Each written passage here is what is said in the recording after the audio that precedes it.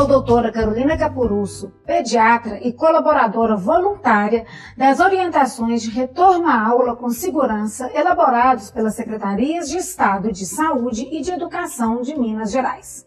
Assim como eu, vários médicos também colaboraram para que esse protocolo fosse feito com maior respaldo científico, seguindo orientações da CDC, OMS, Ministério da Saúde e OPAS. O objetivo desse protocolo é orientar e promover estratégias de retorno visando o bem-estar de todos.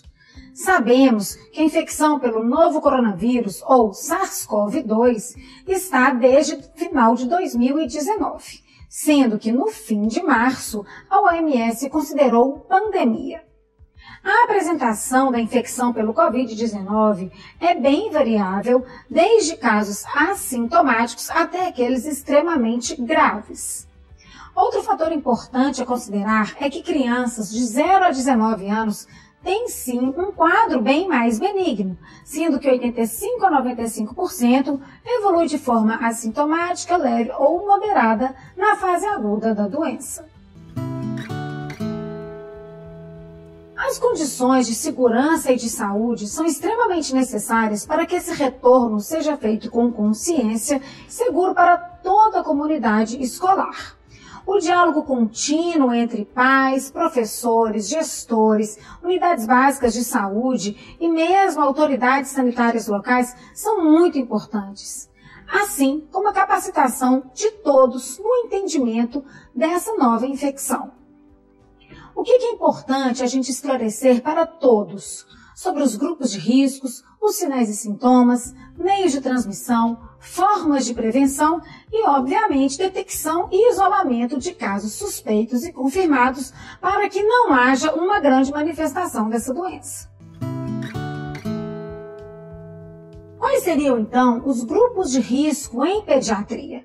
Seriam aqueles pacientes que podem evoluir, sim, com formas graves, e esses, preferencialmente, devem permanecer no ensino remoto ou comparecerão ao retorno presencial com liberação do médico para que haja esse conjunto médico, escola e família.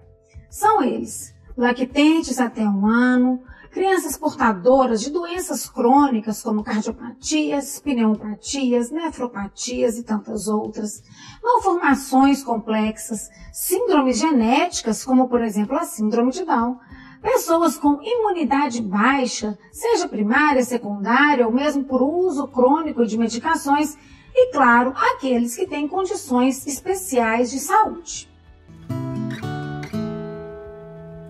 Já os colaboradores e funcionários que se enquadram no grupo de risco, eles devem permanecer suspensos das atividades presenciais e realocados para algum serviço remoto.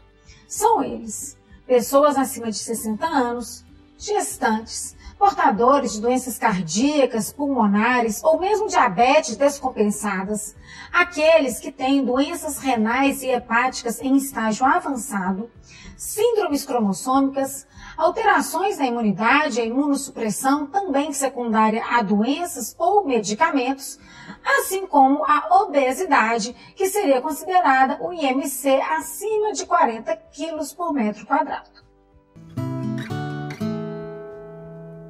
Quais seriam os sinais e os sintomas da Covid-19, então, para que nós fiquemos alertas? Dor de cabeça, dor de garganta, perda de olfato e do paladar, náuseas, vômitos, diarreia, diminuição do apetite e, claro, os mais importantes e frequentes: febre, tosse e a própria dificuldade para respirar. Um fator importante é a gente definir o que seria essa síndrome gripal para que essas pessoas entrassem em isolamento e procurassem o atendimento médico da forma mais rápida possível. Bom, essa síndrome gripal ela é caracterizada por indivíduos com 2 ou mais dos seguintes critérios: febre, calafrio, dor de garganta, dor de cabeça, tosse, coriza e alterações do olfato e do paladar. Como se dá, então, a transmissão da Covid-19?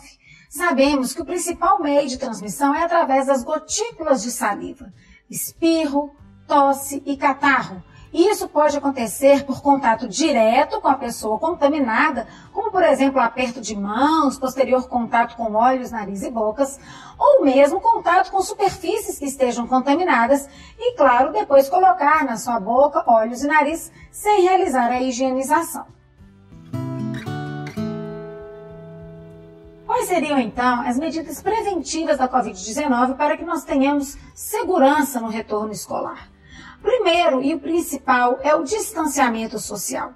Consideramos que 1,5 metro, de acordo com as diversas orientações, seja necessário para que haja essa medida preventiva eficaz. Depois, o uso de máscaras e protetores faciais por todos. Lembrando aqui que aquelas crianças abaixo de 2 anos não é recomendado a utilização de máscaras. E para os demais, tem que ter uma conscientização do uso adequado destes. Além disso, a limpeza frequente das mãos e das superfícies é extremamente importante. Etiqueta respiratória, ou seja, cobrir a boca ao tossir, não olhar para a pessoa quando estiver tossindo também é de suma importância, assim como o isolamento dos casos suspeitos e confirmados, assim como dos contatos que tiveram com essa pessoa. Falando um pouco da higienização das mãos. O que tem que ser feito? Ela deve ser frequente, utilizando água e sabão ou álcool gel, pelo menos por 20 segundos e secar com papel toalha descartável. Essa higienização frequente tem que ser na entrada da escola, na entrada da sala de aula, assim que tiver contato com alguma superfície, após ir ao banheiro, após receber o seu lanche, e sempre orientada pelos funcionários e responsáveis por aqueles estudantes. Enquanto as máscaras, a gente tem que ter clareza que antes de colocar a máscara é necessário higienizar as nossas mãos. As alças, elas devem ficar atrás da orelha ou da cabeça. É importante que cubra completamente a boca e o nariz, sem deixar os espaços nas laterais. Também é muito bom frisar que a gente não deve tocar a parte da frente da máscara para não contaminá-la. E retirá-la através dos elásticos ou tiras laterais, sem encostar na frente, evitando também o uso de maquiagem ou base durante a utilização da máscara para que não haja maior contaminação. E a troca e a lavagem das máscaras, ela é fundamental. Nós devemos trocar as máscaras sempre que ela estiver úmida, suja, danificada, se você tiver com dificuldade para respirar. E claro, as máscaras descartáveis devem ser trocadas após 3 horas de uso. Já as máscaras de tecido, elas podem ser reutilizadas até 30 lavagens. Essa lavagem desse tecido, ela deve ser separada das demais roupas. O ideal é que deixe em molho em uma solução com água sanitária. Essa solução, ela pode ser feita com 2 colheres de água sanitária para cada litro de água. E após esse molho, enxaguar bem e depois de seca, passar com ferro quente. Dessa forma, você pode utilizar a sua máscara de tecido com bastante segurança. E a etiqueta respiratória?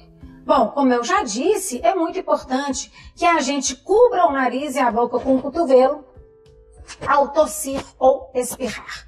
Outro fator muito importante é o uso do lenço descartável para a higiene nasal e ele deve ser jogado fora após essa higiene. Devemos também evitar tocar mucosas, olhos, nariz e boca. E, óbvio, realizar a higiene adequada das mãos após tossir ou espirrar. Um tópico também de super importância é o isolamento de casos suspeitos e confirmados. Caso alguém da comunidade escolar, funcionários, colaboradores ou estudantes apresentem quaisquer sintomas, eles devem permanecer em casa ou retornar para sua casa se estiverem na escola no momento. Também é importante que sejam comunicadas à escola e às autoridades locais para que sejam feitas as estratégias adequadas. Além disso, o paciente deve ir à unidade básica de saúde para que seja atendido por um serviço médico. Sabemos que a síndrome inflamatória multissistêmica pediátrica é rara, mas temos alguns casos, sim, na faixa etária pediátrica. Para definição de caso e condução, vocês podem acessar a nota técnica da Secretaria Estadual de Saúde no seu site. E as crianças que apresentarem as definições de caso para síndrome inflamatória multissistêmica, elas devem ser afastadas das suas atividades, procurarem o atendimento médico o mais rápido possível e, claro, deve ser realizada a notificação pelos estabelecimentos de saúde e ou vigilância epidemiológica municipal. Para o manejo, então, dos casos suspeitos e confirmados, nós temos basicamente 3 situações que merecem atenção. Aquelas pessoas da comunidade escolar que estejam suspeitas ou confirmadas pela Covid-19 e sintomáticas, elas devem imediatamente comunicar à comunidade, afastar-se das suas atividades presenciais escolares e ser encaminhada para realizar o teste RT-PCR para detecção do vírus. Claro, a avaliação dos contatos próximos também se faz necessária. Quando que a gente pode voltar com essas pessoas que foram sintomáticas? Considera-se seguro o retorno após 10 dias dos primeiros sintomas ou 20 dias para aqueles que tiveram sintomas graves, desde que estejam 24 horas sem febre e, obviamente, sem o uso de algum medicamento para baixar a febre e desde que estejam sem nenhum sintoma respiratório. Já aquelas pessoas com casos suspeitos ou confirmados da Covid-19, mas encontram-se assintomáticas e apenas tiveram seu exame positivo, elas também devem comunicar à escola, às autoridades, afastar-se das suas atividades presenciais e, claro, fazer o controle do teste RT-PCR, assim como a avaliação dos contatos próximos dessa pessoa. Quando que o assintomático poderá ter o seu retorno presencial? Ele poderá voltar desde que esteja 10 dias desde a coleta do exame que veio positivo para a Covid-19 e, se em algum momento ele apresentar qualquer sintoma, ele se enquadra nos casos de pessoas sintomáticas devendo seguir aqueles critérios. Um terceiro fator importante seria o isolamento de contatos próximos com pessoas suspeitas ou confirmadas do Covid-19. Esse contato próximo é considerado quando alguém com infecção de Covid-19 tem encontrado 2 dias antes a 10 dias depois da data do início destes sintomas ou da data da coleta do exame positivo. E quando que esse contato próximo poderia retornar às atividades presenciais? Eles podem retornar 14 dias desde o fim do último contato com essa pessoa com Covid-19, lembrando sempre que caso este contato apresente qualquer sintoma, ele será considerado e terá o manejo daqueles casos suspeitos ou confirmados sintomáticos. Já as orientações para a entrada escolar, elas são um pouco mais específicas. É importante fazer uma entrada escalonada. O que é isso? Algumas turmas com algumas diferenças de horários, preferencialmente por mais portões de entrada e de saída. É necessário disponibilizar recipientes em álcool gel na entrada também, assim como a aferição da temperatura corporal através do termômetro digital infravermelho. Professores e colaboradores, eles têm um papel fundamental nessa comunidade escolar. O que eles deveriam fazer? Higienizar as mãos ao chegar na unidade e antes de iniciar as suas atividades. Manter essa higienização frequente das mãos e orientar os seus alunos.